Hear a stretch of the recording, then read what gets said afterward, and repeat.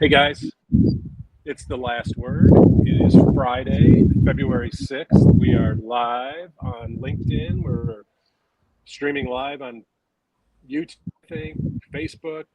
We're going to be recorded, published on the Chrisman Commentary YouTube.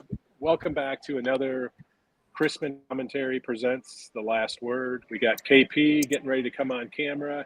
And baby, let's go. We have a special guest joining us live from New York, hot off the stage, Mr. Robbie Chrisman. Robbie, welcome, man. I actually wore this name tag. If you didn't know me, it had nothing to do with being on stage today. But yes, hi everyone. I'm Robbie. How we doing out there? We're all good. Can I tell you the last time I did a podcast with a Chrisman in a tree was your father pulled over at a cemetery outside of Memphis to do a podcast. It was amazing. We are here in Hamilton, New York, God's breadbasket. There you go. Any viewers from Hamilton, New York, hit me up. I'm going golfing after this. Which by the way, didn't you bike from like New York to Chicago or some crazy thing, Robbie?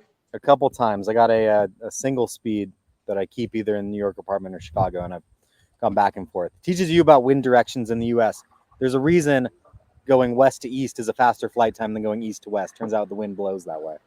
And you figure that out on a bike more than anything. Oh, very much so. Yes. Hey, Robbie, you got some news for us. Some news. So, as you people are seeing, depending on the size of my big head here, we have a sponsor for today, Mace Innovation, which I'm very pleased about. Mace has agreed to sponsor 3 shows. We're going to alternate on and off, so they won't be here next week. They'll be there the following week. Very appreciative to them. It means we have an open sponsorship spot for next week. All you people seeing this is your opportunity. But let me talk Mace very quickly, and I'll try and make it so it's not too salesy here. I talked with Chris Mace the other day. It is your stop for Encompass automation tools. They can help reduce origination costs with a full suite, automate the boring stuff, stop wasting countless hours, improve workflow, and master compliance. Forget all that. I was talking to Chris yesterday, and Chris said people don't believe him. Like, it's too good to be true. I don't know how my underwriter could go 2 loans a month or a day to 8 loans a day. They do it with Mason. He is so confident in the product. He's offering it for free. What? Month contracts, no commitment. You can start out free. MaceInnovations.com. Check them out. I think there's some good stuff, especially for those of you that use Encompass. So big shout out to them. Thank you very much. And we're very appreciative over here at Chrisman. That's awesome. It's the pressure now just got leveled up, KP. We now have a sponsor. Now, for all of you that are watching live and getting ready to send snarky comments about the studio backdrop, our head of marketing, he's an amateur, frankly. He's a hack, honestly. He's not a graphic designer, obviously. And so I will fix it for the next show. But Robbie and I tried to work on a little backdrop here for our little live show, and I've got some work to do to right size it, but we'll get it right. So, and I know we will get comments. I already can tell you who's going to comment. I won't call him out here today, but if he does comment, you can bet your ass I will call you out next Friday. And is there? I'm getting an email or text saying the Zoom link is not working. So obviously we're on StreamYard. So they need to go to LinkedIn. That's where it's all. That's where it's happening right now, live. Okay. Looks like there's a bunch of people in there now, so it's not on the Zoom. If I this link at the top, StreamYard/IJ599, can I chat that to the Zoom audience, or will that send them to be a panelist with me? Yeah, I don't know what you're talking about, so I would say no. Whatever URL is at the top of my page, is that the panelist link, or is that the overall StreamYard? Give it a shot. Let's see what happens. Yeah, we'll see if we get 10 more panelists hopping in here. Let's see. All right, I told I think it was Kurt from Halcyon. I texted him. So so good. Yeah, Chris Willoughby was also texting me, and I'm now using my phone as my camera, so I could not text her back. That would look weird for y'all. So let's dive in, guys. There's obviously a lot going on. Short week. Recording in progress. What in the heck is that? Oh, Short the week first going part on. wasn't live, but now we're live. I know we're live. The we had the Labor Day holiday Monday. We had some news this morning. I will be fully transparent. I've been in a board meeting for a nonprofit that I'm part of all day, so I don't know what's going on in the news, and that's why you two guys are here. KP, what's the latest and greatest? Well, the jobs report came in a little softer, but there was also downward revisions, over 80,000 jobs on one of the prior months. And so, after that report came out, what was interesting is one of the Fed members, Waller, was speaking, and he said, we're not opposed to pulling some of the cuts forward. And so now everyone's going to be talking about between now and the 18th, whether it's 25 or 50 basis points of the cut. Yep. So that and you're watching the 10-year Treasury dip yet again. So you just kind of see these little pegs, these little 20 basis point kind of little channels. They just keep getting lower and lower. I said at the beginning of August that we may never see a 4% 10-year Treasury yield for the rest of this part of the cycle, at least, right? And so, and then last night on my LinkedIn, I said that high mark might be 390. So we just keep kind of getting lower and lower, and so I just want to make a point before we hand over to Robbie, which, by the way, I love the cap market section, and Robbie owns that. It's my favorite part of the Chrisman blog, and what I'll say is, labor hasn't broken. It isn't breaking, but it's softening, loosening, or weakening, and so there's a big difference. And so, but that trend, you don't know where it goes, how far it goes, where does it end. And so there's a lot of money kind of jockeying around the world, whether it's in foreign exchange, dollar-denominated treasuries, mortgage-backed securities, stocks. What the heck's going on? Do we go to cash? Why would you go to cash if you think the dollar is going to get weaker, especially if the Fed cuts? So there's a lot of flow of money, and it's very volatile. And oh, by the way, we have an election coming up. We have no idea who's going to be in the White House. The House is up for grabs. Senate is up for grabs. There's a world war that could kick off at any time in 2 or 3 spots around the world.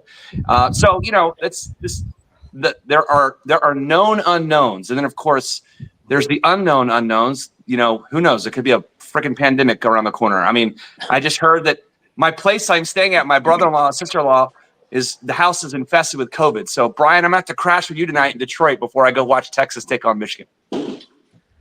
I'm going to go on record. I'm all about the horns. So it's Robbie, by the way. Robbie got his friggin' MBA at Texas, University of Texas. Robbie, comments. I'm a University of California, Berkeley football booster, not a Longhorn football booster. Go Bears. Roll on, you Bears. I do think Texas is going to win tomorrow. We're not going to get into my Texas football fanhood. I got there for the Garrett Gilbert years and saw the worst of Texas football. Little meh. Hey, so Robbie, you're at the New York Mortgage Bankers Conference. You spoke earlier today. I'm sure you people think you're in shorts with your jacket and tie just because you're on camera, but no, legitimately, you have pants on. That's a beautiful thing. That's very, very rare that I do, but here we are. Give us a little sense for what the vibe was there at the conference this week. So we had plenty of good sessions over the last couple of weeks. Most importantly, I won the golf tournament. Got some free vodka and some teas and a divot tool. Shout out to me. Part 3 executive course, we did very well. No, both here. I go to Mississippi next week. I was just in Southern California. I saw KP there at Western Secondary. The mood is picking up. It feels like the worst of this mortgage market cycle is behind us. We're on to better and brighter days. There's good things coming. People are optimistic about what's going on. They might be a little out over their skis when they talk about when's the refinance wave. I don't think there's a refinance wave if rates go to 5 7/8% when everybody's got a mortgage between 3 and 4. So I don't think that's coming. But in general, it's, hey, we've right-sized. We've dialed in our tech stack. We think there's going to be an uptick in originations going through the winter into 2025. Fed's started its easing cycle, or should be starting its easing cycle, even if that's already baked into rates. Relief is on the horizon. Better times are ahead. Let's pull in a unified direction. KP, I like the look on your face. You agree? That's what you're hearing too, right? I kinda. I want to just go back a couple comments. If we do get into the high fives, we've got $3 trillion worth of purchase money in the last two years that are in the money. So that's $3 trillion in refinances. And because there's 50% less loan officers like in the business, it's going to feel busy. And so what will be interesting on that refi uptick is the servicers have gotten really good. And some of the biggest lenders are now servicers, like they're servicing portfolio first and retention first, right? They're not as much about the originator as they used to be, and I won't name names. But, be interesting to see this battle between servicers and the origin of the loan, the originator, the one that created it out of nothing. It'll be interesting to see how that battle rages on. And I think it will. I mean, look, last month, we had a healthy month, just a tad under 800 million, which is good for an August. And then about 18% of that was refinance business, and that's pretty good for us. And so we are seeing more refinances and a higher number in August. And then our locks, we were $1 billion in locks. That was up from July. So we're setting up for what is usually a really crappy month, only 20 days, seasonally not great, especially because people are already back in school. September's setting up to be pretty decent, and there's a nice little refi chunk in there. So it's not a boom. I think we're all spoiled from 20 and 21, but it's definitely meaningful. So Yeah, I want to. go ahead, Brian. No, go ahead. So the KP, I was going to ask, since this is an opinion show, and I will give my opinion next. Do we commend Jerome, like on an A through F rating scale? How do we feel about the job that Jerome Powell has done? Maybe I'll throw in my opinion before I let you go, and that would be, we're giving him credit for fixing a problem of his own creating. So I'm ambivalent on how I really, it's like kind of like a C grade for me.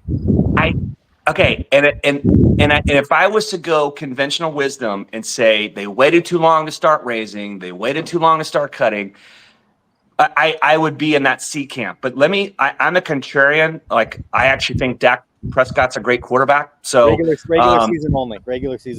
Yeah. Hey, you know what? I mean, look, I want to win a championship, but let me just say, there's something about not turning the ball over. And so what I'll say, the reason why Powell waited to start raising and they wait to start cutting is because once you start those cycles, they're pretty much irreversible, and you can't slow down the freight train. It's like moving a fleet of aircraft carriers and trying to turn them. But what I will say is, and I don't think this is conspiracy theory, we have to keep the dollar strong, and he's going to break some eggs. I mean, it's like a president sending, our armed forces to war to protect our freedoms. And this is not a moral equivalence by far, because I put our veterans and our sacrifices above anything. But for his role, his tough decision to make is, some people are going to lose jobs. Inflation is going to get out of control. But at the end of the day, they have to keep our dollar, the reserve currency of the world. They have to keep our dollar strong. They have to beat and outsell every other version of treasury around the world. And that means waiting a little bit longer to start raising, and then waiting a little bit longer to start cutting. I give him an A-. It's pretty generous. Yeah, he's a good grader. Hey, going back to the servicing conversation,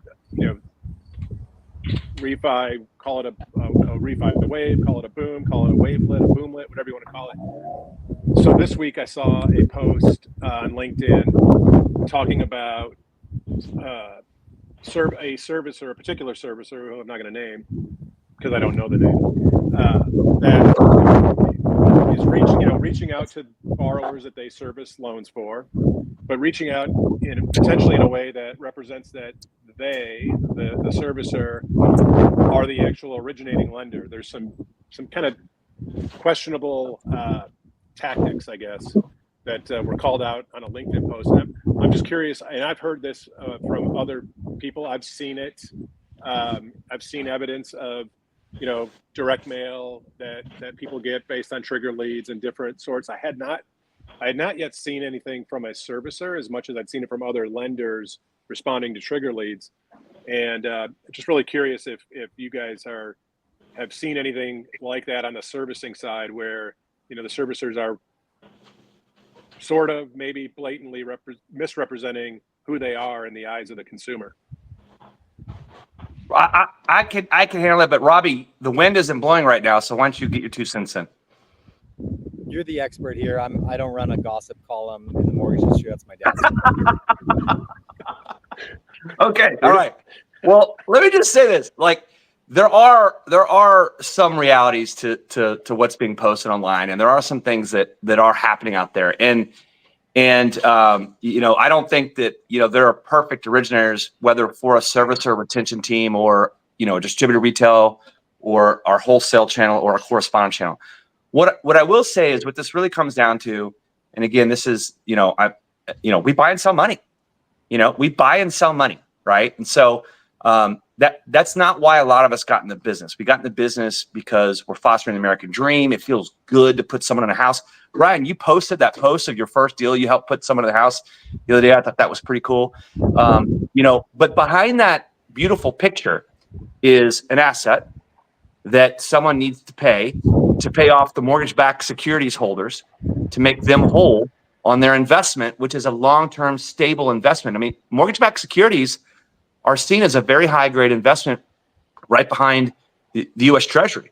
And so what I will say is servicers pay a lot of money to pay the originator up front to get that loan and hold it and own it. And they don't want to give it up. And so it's the same as it ever was, right? So,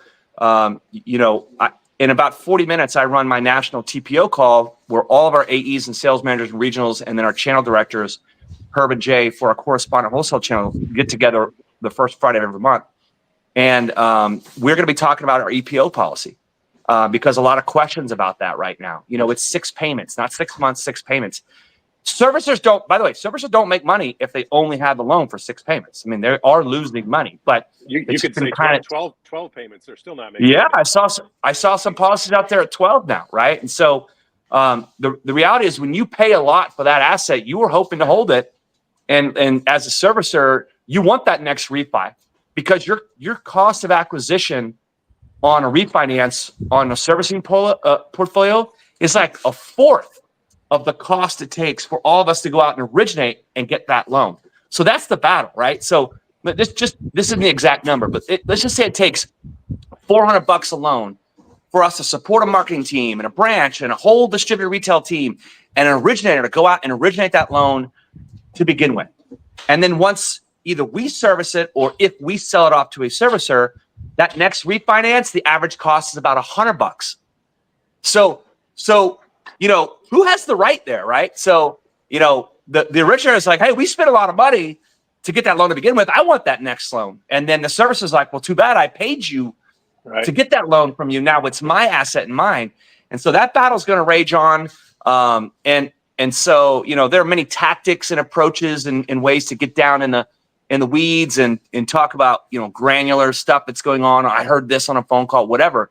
But what I just said is the way zoomed out, this is the reality. This is the big picture. I'll add one thing to that, and that is, even if the servicer owns the loan, yes, of course they're going to be super upset if it pays off at 100 for something they just paid 103 for it a couple months ago. But if you have that good of a customer experience as the originator, if you engender enough loyalty with your client, even if they're getting hit up from somewhere else to refinance the loan, they're still going to come back to you if they like the process, if they like the experience. And so I think that's an advantage that originators have. And fortunately, with the caveat, Robbie, though, with the caveat that you as the originator have to be actively and meaningfully staying engaged with them. You could have given them the best service of their life. They could have given you the 5 stars and a raving review, but if it's 6 years later and you have done nothing to stay meaningfully involved with them, why would they? They probably aren't even thinking of you. So I agree with you that if you sat, give them an exceptional experience through the transaction at closing, but then you still have to stay meaningfully engaged, not just through a drip campaign from your CRM either. I Yeah. think companies like Mace Innovations can really help with that. If you're using Encompass, use Mace Innovations. Boom. Got to plug our sponsor. Check them out. There we go. Boom. Hey, I got to do one thing, guys. I'm going to do a little KP on you. We're going to move. So Wait, Brian, you gonna walk and talk? I got Brian, a little bit of walk and talk. You're putting on like a fight night between realtors and LOs. Man. That's what. Explain this? So somebody in the I peanut thought gallery. you were gonna take a bathroom break. No. That's my morning KP video.